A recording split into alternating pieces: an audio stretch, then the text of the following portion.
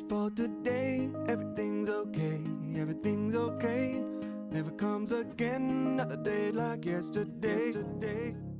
Just for today, everything's okay, everything's okay. Good morning, everybody. I confess that I'm outputting more episodes now because I'm nearing 100, and I'm just excited about that because I had randomly decided that 100 episodes would be a season or whatever. And so I think I'm at 96. This will probably be 97. But of course, I do always have tons of ideas of things to talk about. And so I was looking back through my voice notes, and there was an idea that came out of conversations that I had with my son. My son is very, very curious, very intelligent, not hyperverbal, so sometimes the questions he asks are deep, but they come off as simple. For example, you could drive by and see a garbage truck. Dad, garbage truck. Yeah, that's interesting. Dad, why is a garbage truck a garbage truck?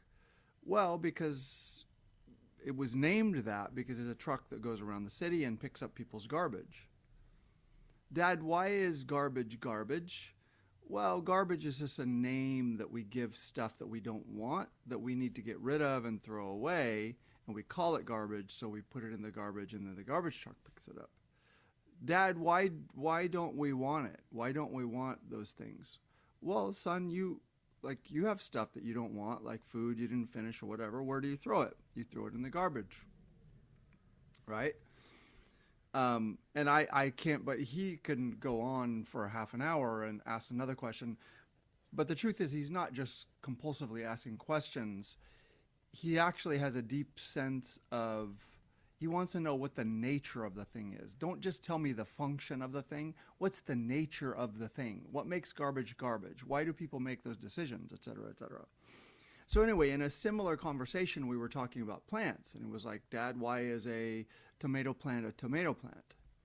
Well, because we planted a tomato seed. Well, why does a tomato seed become a tomato plant, make a tomato plant? And you can see pretty quickly, it's like, well, you start getting into some scientific biological stuff that it's like, well, I need to know. And it was like, well, inside of every seed or plant or whatever that a human, an animal, or whatever comes out of, there's something called DNA that tells protein what to build so that it can build the plant. I was trying to figure out how to explain this. What's DNA? And the answer that popped into my head is every seed has a story inside of it. And that story is the story of what will be built, partially what kind of life that plant or animal is going to have, what features it's going to have. But DNA really is a story. And I thought, well, that's a reasonable explanation, but it also has maybe somewhat profound spiritual implications, philosophical implications, maybe scientific implications, where it's very interesting. Well, what you're saying, which I think is factually true, is essentially we all start as code. There's a code that tells amino acids and different types of proteins, long strings of amino acids, which I think is what proteins are, et cetera, starts telling these things how to join, and they start doing that, and they build different things, a heart, a brain, et cetera, or in a plant case, whatever the plant is made of. And that determines the story arc of that living being's life, that entity's life. Okay, so that sounds like that's kind of the subject of the podcast episode, but it's not. Off of that realization, I had another realization of something that I experienced an enormous amount during my life because I had both a mother who was emotionally deeply unstable and pretty psychopathic towards me, and a father who was profoundly narcissistic. And I'll describe for you the experiences I had with them, and I'll show you where it's like I'm not just complaining about these mean things that they did, but that it has a very specific function, a way of operating that's about them needing to feel better than, and them needing to be in a teaching position or in a position to be the critiquer, more than it has to do with what's going on for you. And what that experience is, and all of us have had these experiences, is, let's say you have an idea and you're just sort of starting, maybe you're in your garage going, you know what, I bet you I could do this, blah, blah, blah. And everybody has that family member or that certain kind of friend where you're a bit excited. Maybe you're really pretty excited, right? You're at the beginning of this thing. There's all these possibilities. You think it might really be important. You might end up making money, or it might be a creative endeavor that you're super excited about. And there'll be that one friend who'll be like, oh, you should totally do this. Well, you could do this. Well, why? Don't even bother like setting up in your garage. Like, you should just like get an office and do this and that. And this is what people do because, you know, blah, blah, blah. And you could just go to this manufacturer and they've just like talked through and sort of implied that you should be here. Like, if this is a real thing, you should be here at this point. And they'll say it with what they think of or what they state is a helpful tone. I'm just helping you think it through. But you can feel and even hear the tone. There's this paternal, super condescending. And in, for example, my father's case, it was not even masked. It was this almost sneering attitude of like, well, if I was doing it, I would have already been here. I would have already done this. Like, why are you doing that? So the message always was, well, you should have. Well, why you should have? Well, you should have. Why didn't you, you know, blah, blah, blah. Well, why don't you just, well, he would preface things with, why didn't you just, because he wasn't doing it to actually help. And he was not wrong that there could be a path, right? So let's say, if I wrote a song, you know, blah, blah, blah, or if I put a catalog together and was like, hey, I put this catalog together, it would immediately be like, well, why aren't you like contacting these local business leaders and getting funding for this or that? Or why don't you know, well, read this article about this musician, this is what they did. And, you know, they're hugely successful. So it was always this message of like, why are you at this small point? Why are you here? Why aren't you doing something more important?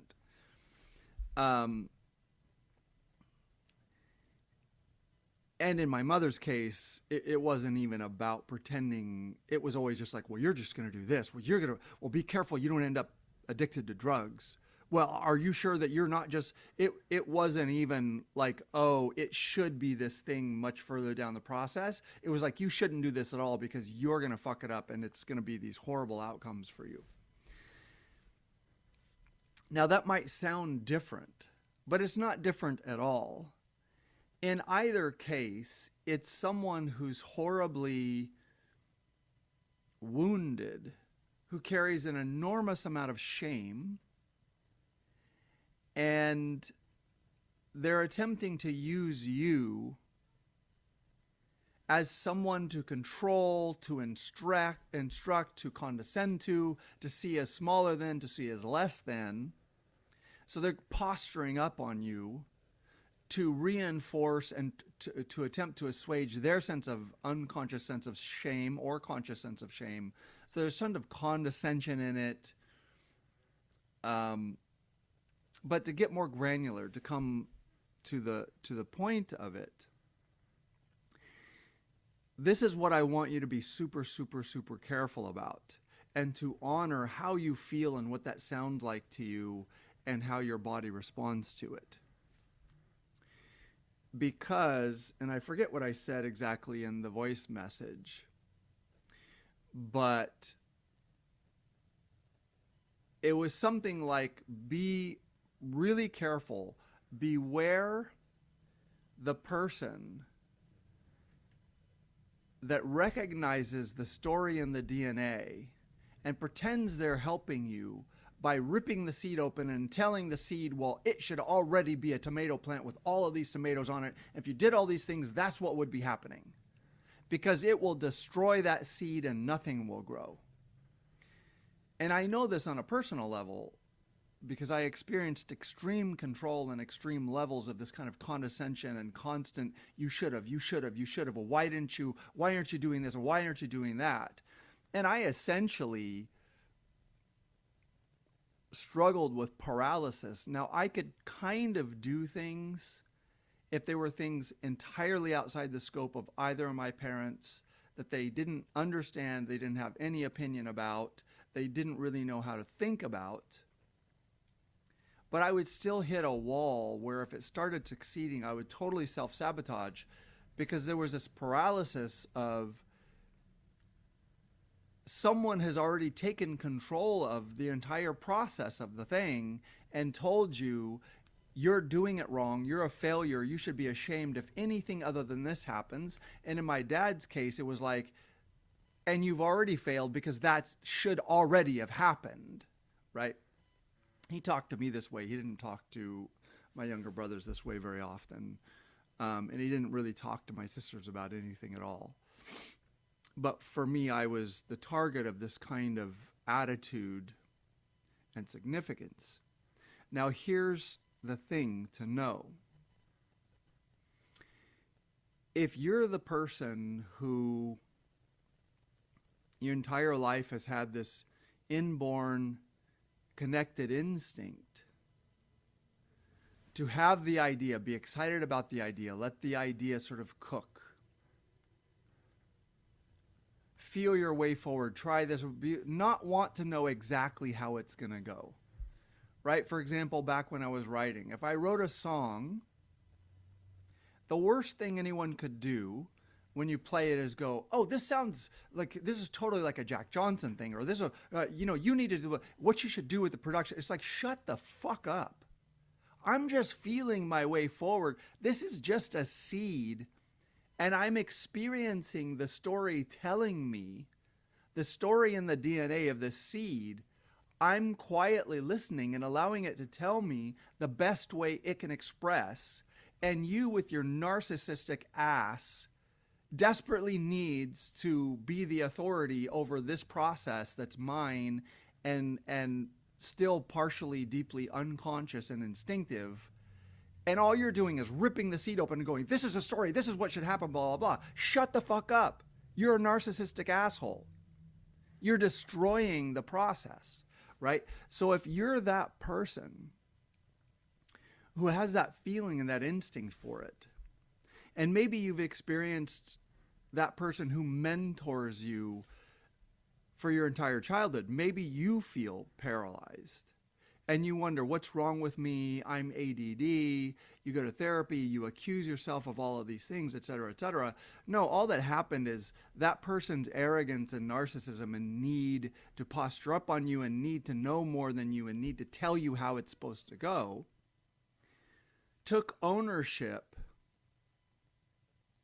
and separated you from your deep instinctive feeling for the mysterious process of the beginnings of a thing, of the expression of the thing, and the thing expressing exactly the way it needs to express, right? Someone could go, oh, well, that's totally a tomato plant. Yeah, maybe, but you don't fucking know what the individual expression of that individual seed is. You should shut the fuck up. If you're not the person who has the feeling for that beginning creative process, you should shut the fuck up. You see this tons in the arts, right? You have these people who were shut down themselves, or they don't have the instinct for that mysterious, chaotic beginning where you're just feeling the instinct of the thing expressing itself. And because they can't make it, because they don't have that creativity, they go into management, they go into production, they go into all of these things. And then their only job is to tell you how you're supposed to do it. And they literally get paid a salary to do that. And there's always this unconscious discomfort that they weren't the ones who were creative enough to make it. And so they're taking oftentimes wounded, confused young creative folks who literally actually have some creative talent, and they're leaping on their process and going, Nito, like, how many stories are there about, I think about Sade, who has a very unique voice. It's R&B-ish, but it's very different from what a lot of R&B, which is this big, powerful, soulful voices. She has a very soulful voice, but there's a silkiness to it, a silky softness to it that isn't traditional R&B. And initially, the industry came to her and was doing everything they could. They tried to take her over and turn her into a pop diva. And thank God she had the presence and the wherewithal to say no, and to allow her voice and her way of creating and the things that she was creating to express as they are. And we ended up with Sade. There's nobody like Sade. You can like her or you can not like her, but there's nobody like Sade. She is her own sound. Her songs express in the way they express. Her voice expresses in the way it expresses. So that's what I'm talking about, is these industry people who don't have creativity. We're going to leap and, oh, this is what you need to do with this. Well, you're a beautiful woman and you have this R&B voice and blah, blah, blah. We're going to make you a diva. Shut the fuck up, man. You're not worth your money. How many people have you ruined this way? You hear this story over and over and over. Joe Rogan talks about it a lot. Like when you have ideas in comedy or you're writing for film or TV or blah, blah, blah, there are all these executives whose only job, like they're maybe getting paid $250,000 a year or $300,000 a year to have opinions about what the creative people do. That's their job, is to have opinions about it. And so so they'll come to you because you're the talent and you're the creative and you have this really amazing new thing. They're not creative. So the only thing that they're going to do is look back at all the had shit that's already been fucking cycled and recycled that made money, and they're going to start going, well, you should, well, we need to direct it a little bit this way. Look, I want to give you something. Shut the fuck up. Yeah, I know that you need to make money and that studios need to make money, but at some point you have to realize that you're the death of creativity. You're the death of anything new. It's boring. Shut up. Go do something else. As you can see, I have feelings about this shit because I allowed that kind of thing to destroy me and paralyze me for over half of my life. And I'm sure at some point I become responsible or became responsible for allowing that. But what I'm telling you is if you're a creative sort, it doesn't have to be creative in the sense of the arts, right? Therapists are very creative. Business people are very creative. You think Steve Jobs is not creative? You think Elon Musk is not creative? Like, these are people who have very flexible thinking. And it is that flexible thinking and their refusal to allow the middle management dopes to destroy their process and tell them how it should be done that allowed them to become hyper successful. And I'm not saying you should be hyper successful. What I'm saying is, know the process and know that if you have an instinct and if you have that flexibility, you have that ability to create something out of nothing, to bring together things that have been before. Like Prince. You listen to Prince, you can hear James Brown influence, you can hear gospel influence, you can hear Rick James influence for sure. And yet Prince sounds nothing like any of them. He made something entirely new out of those elements, out of those pieces of cloth. Something entirely new, because he refused to let people tell him how it should be done, because something was being born. Something was expressing, and it was expressing according to its own DNA, its own story. And the second someone tries to come along and take control of your story, they are limiting it and they're hurting it. And sometimes they're just, in the case of my parents who were extremely muscular about it, severely controlling, like really mentally ill about it, they destroyed my ability to initiate anything. And I didn't for years. I just faked shit. I was still struggling to initiate anything. I'll give you one. I like sharing like actual personal narrative examples, not because I want to dump my bullshit, but because it just, I want other people out there to know, hey, this is the cause and this is what happens, and people are going to blame you and they're full of shit. Right? In my mid 30s, I think, there was the revolution of the internet and technology, and it came to the point where for $2,000 or $3,000, you could build a home studio.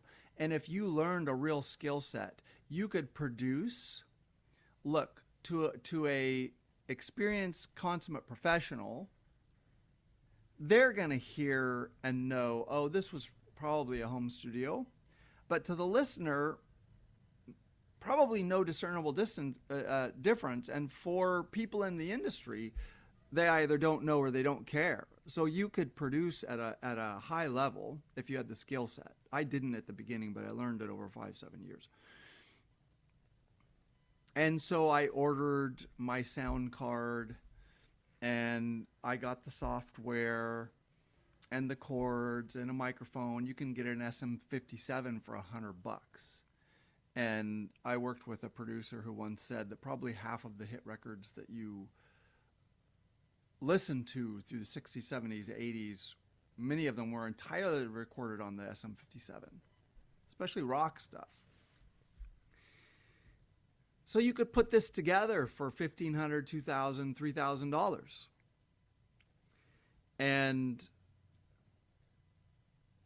so I was like, boom, I'm going to do this. So I got this stuff, and with software and with sound engines and with this sort of stuff, it's complicated.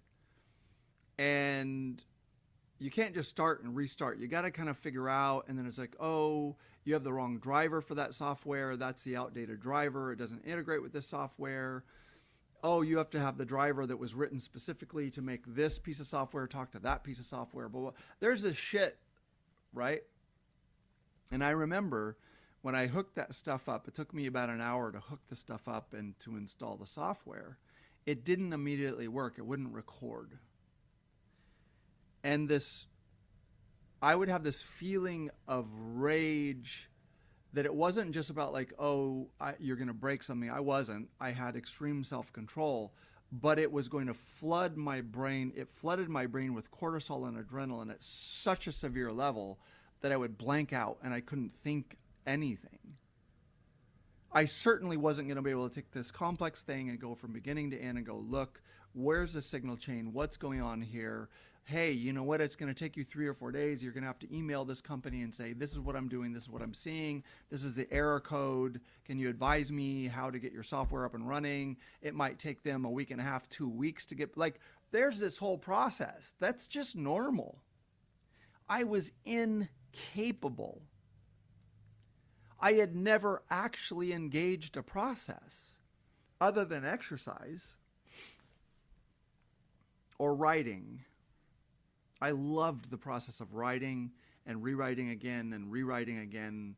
Even when I was in college, I would write a paper and rewrite it 5 or 6 times without a professor telling me to do it, just because I could see that this needed to be ironed out. So I had experienced process in a couple things. I had experienced process in learning to play guitar.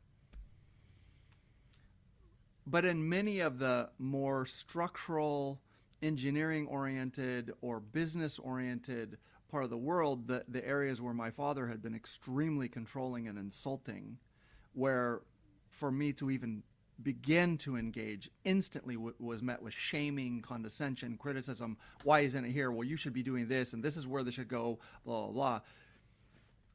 My brain would immediately spasm into a severe fight or flight response, flooded with cortisol, can't think, can't remember what I'm doing, et cetera, et cetera. So this is what I'm saying to you. is everything starts with a seed.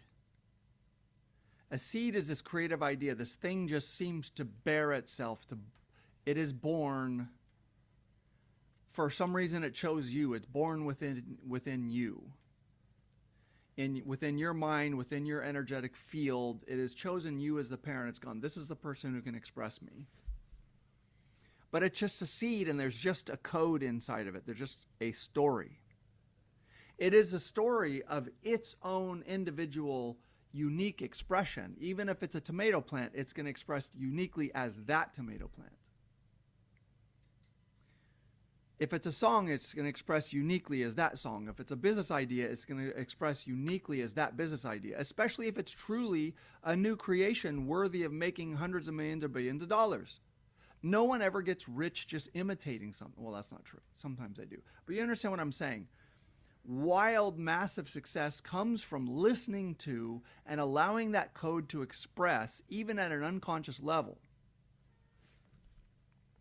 And you have to be ultra cautious with those narcissistic, fucked up, destroyed motherfuckers who are going to use you to posture up, to take a paternal, condescending attitude because they have some vague concept that, oh, that was a tomato seed, therefore it's going to result in tomatoes. Why you should have done this? Why didn't you? There could already be 10. Or if they're just telling you, this is what happens, this is what, do this and do that and do this, and then you're going to have this. The world is full of these douchebags. And I've been that douchebag many times. I don't care if it's me, somebody else, I don't care. Protect yourself at all costs. If you are one of those people that the universe invites to birth and parent new things because you have a flexible mind and you have the courage to allow something to grow without needing to know everything about it, while you let it develop and you see, you have that, what's called creativity is merely the willingness to step back and allow something to be born in your energetic field without having to know everything and without having to direct everything. You feel your way forward. You repeat a process again and again. I did this with songwriting. It's like, oh, I'm going to play it again and again and again. I'm not doing that to practice it exactly as it is. I'm doing it to feel, to see if there are other alterations or other ways it wants to express, or if I've gotten in the way of its expressing. There were times I'd do a rewrite on a paper and like a third of the paper would end up disappearing, or half of the paper would end up disappearing. Or I'd find that the intro paragraph really was amazing, but what it really meant to express was something entirely different. I would end up writing a paper that wasn't even the first draft. I would find, oh, that really, what I thought was the subject of this and the intent of this paper wasn't. And write a completely different one, and then refine the language, and help it express as best it can. If you're one of those people that things choose to be born in your energetic field, and then because it chooses you to parent it into this reality, be ultra careful about those narcissistic, condescending douchebags, or just non-creative people who just don't understand what that is and go, oh, well, that's a tomato seed. Well, that's good. Well, this is what you're going to do, and you're going to have to nutrition and water at this time. And that doesn't mean that there aren't people who can't guide you, right? There were people when I was writing where I'd take a song and I'd be like, hey, I feel stuck. Can I get your brain on this? And there were people who had the same thing where they could allow it to express, and they were feeling their way forward and go, well, I noticed, use this line here, but the theme felt like this. And I was wondering whether that line expresses that. Like, it feels like it wants to go a different direction. People who respect the DNA, the story, the birthing within you are going to talk that way. They're not going to go, oh, well, what you should do is, blah, blah, blah. This is a tomato plant. So, this is totally like a pop song. This is totally a Jack Johnson thing. You should go listen to Jack Johnson and then, blah, blah, blah, and listen to the production choices that they made. And right? They are feeling their way forward, and you can hear it in their language and how they approach. You can hear it in their language and how they approach. You have to be hyper aware when something has chosen you and your energy field as the place to express itself, to birth itself and express itself, and to plant its DNA, its story, the seed, because it considers you the best, most fertile, most flexible, most hospitable ground in which to grow. You have to be ultra careful about these dumb motherfuckers who are going to come tell you how that should happen because they want to feel like they're important. Hey, go fucking invent your own thing.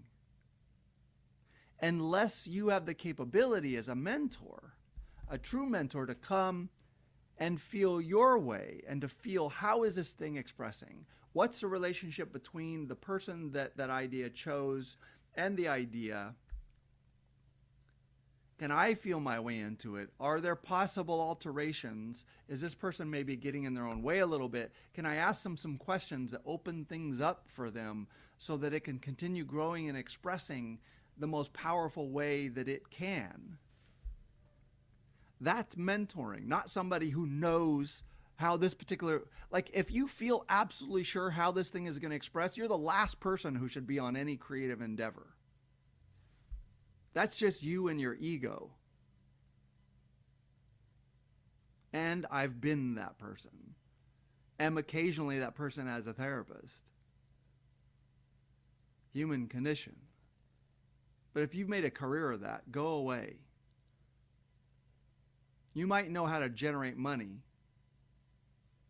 That has nothing to do with actually birthing something new into the world.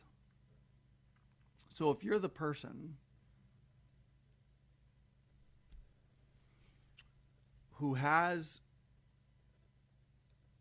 a muse or has that tendency that your energetic field and your flexibility and your willingness to allow a thing to bear itself and to express itself within your energetic field, if that's you, and you've been beaten up and condescended to and insulted and had paternal attitudes expressed towards you, and you've been sent the message that you're disorganized or you're not really focused or you don't really know how the real world works, tell them all to go shut the fuck up, because they don't know what it is you have. And like me, yes, you will need to engage the real world, and yes, there will be limitations in the real world, and you will have to meet those, and you will have to decide, but it always has to be from this ultra-protective space that something has chosen your energetic field as a place to implant itself and express as best it can in this reality. You are the protector more than the expressor. Creative folks are the protector, and they are the ground in which something expresses more than they are the expressor. I'm going to say that a third time. Creative folks are more the protector and the fertile ground in which something expresses. They're more that than they are the expressor or the creator.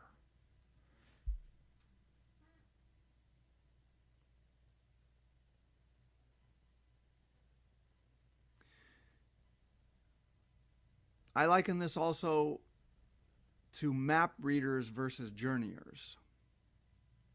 And I was this as a therapist to a certain extent.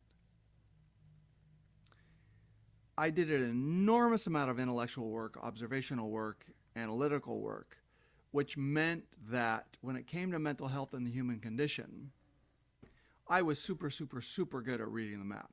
If someone comes in and, I'm just using this as an analogy, they're on this path and this path leads into a swamp, I'm super good at going, hey, this is a path you're on. This kind of path leads to this swamp. But being able to read the map doesn't mean shit for being able to accompany that person if they decide to walk that path, being on the path with them, because they're actually on a path, and when they're in the swamp, they're actually in a swamp. They're not looking at a map.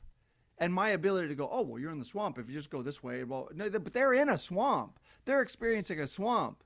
If I can't attend to them and the reality that they're in, I'm just some fucking condescending, narcissistic map reader who happens to be good at reading maps. Who gives a shit?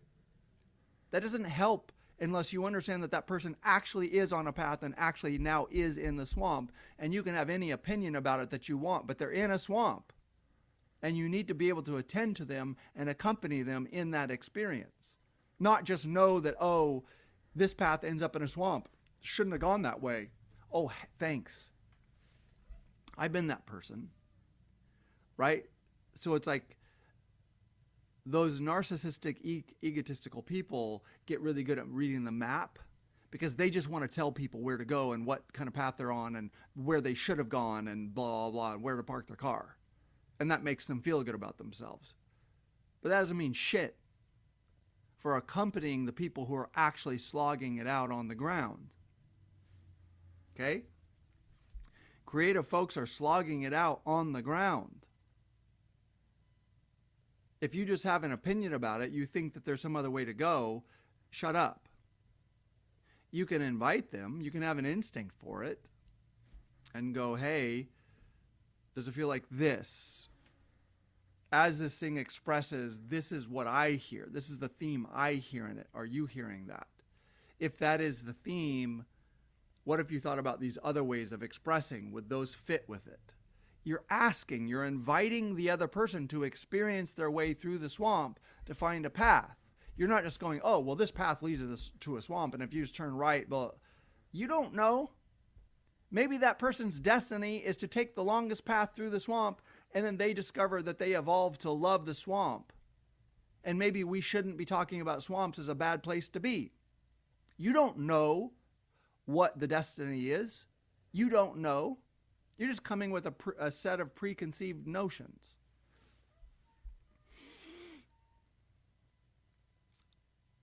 DNA is a story in a seed. The seed is the very first environment in which that DNA begins to tell its story. But if you destroy that seed, you end the story. You have to wait, water it, make sure it's in fertile soil. Doesn't matter that somebody can go, oh, that was a tomato seed. Okay, genius. That's not the skill of raising a plant. Oh, but I know what the story is. I know the title. That's not the skill of raising a plant, or a child, or a song, or a painting, or a business, or a mechanism, or building a ship. That's not the skill.